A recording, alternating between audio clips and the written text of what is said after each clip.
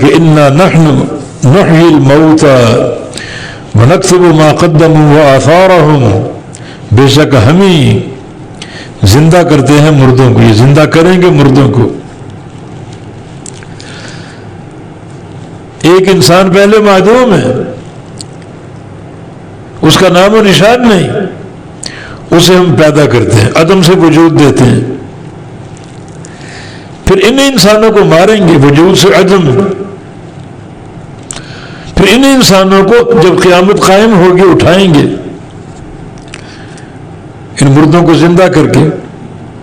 سب اللہ کی قدرت ہے، اللہ اس پر قادر، ہر شے پر قادر۔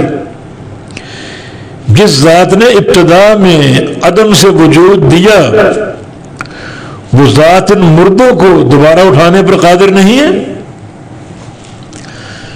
یہ جو معاد کا انکار انہوں نے کیا صرف بہانہ،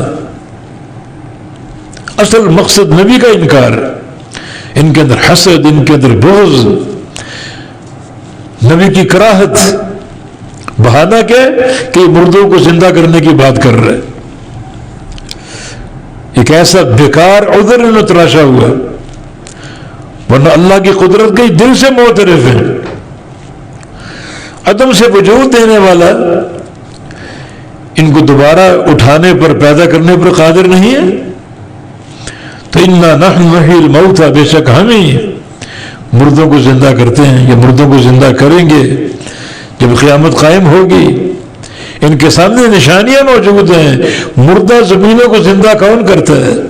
پیچھے گزرا اللہ کرتا ہے۔ تو وہ اللہ جو مردہ زمین میں حیات پیدا کر دیتا ہے، انہیں دوبارہ بنانے پر اور پیدا کرنے پر قادر نہیں ہے؟